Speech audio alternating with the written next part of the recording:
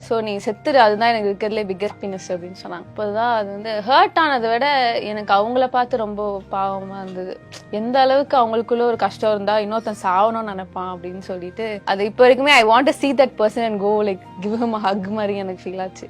Please இப்படி had பண்ணாதீங்க, ஏதோ ஒரு பிரச்சனை இருக்குன்னு தெரியுது, சரியாயிடும்னு சொல்லணும் போல. I think I reply to him some fake ID தான். ஸோ அதனால I said I don't know what you're going through but I hope you find your solution soon அப்படின்னு சொல்லி அமிச்சேன். So I still remember that conversation. Family unconditional love. நம்ம என்ன பண்ணாலும் நம்மளுக்கு கடைசியில் நிற்க போகிறது ஃபேமிலி. தப்பே பண்ணி என்ன வேணா பண்ணி என்ன வேணா வா, ஆனால் உனக்காக நாங்கள் இருக்கோம் அப்படின்னு சொல்லிட்டு ஒரு வார்த்தை தான். அது எவ்வளோ இம்பார்ட்டன்ட் அந்த சேஃப் ஸ்பேஸ் வந்து ஃபேமிலி கிரியேட் பண்ணி வச்சு ஃபேமிலியிலே கிடைக்கிறது. அது actually not everyone is lucky, specially கேர்ள்ஸ்க்கு இல்லையா? அதான் I think not everyone is lucky. நான் லக்கி ஆயிட்டேன் அவ்வளோதான்.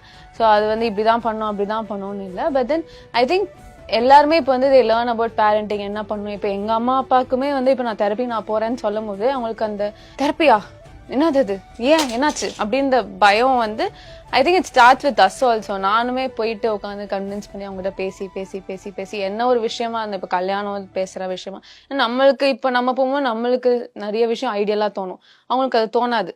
But every time I think we should have a healthy ஸ்பேஸாக இருந்தாலே அது ஒரு மாதிரி போய் போய் போய் நம்மளை அறியாமே நம்ம வந்து ஒரு கன்க்ளூடிங் பாயிண்ட்டுக்கு வந்துருவோம்னு தோணுது.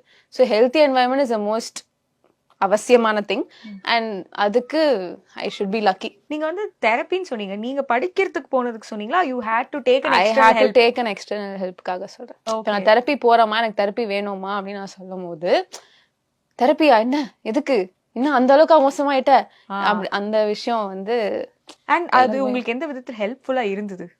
எனக்கு டக்குன்னு ஹெல்ப்ஃபுல்லா இருந்துச்சுன்னு சொல்ல முடியாது. Actually it's very subjective.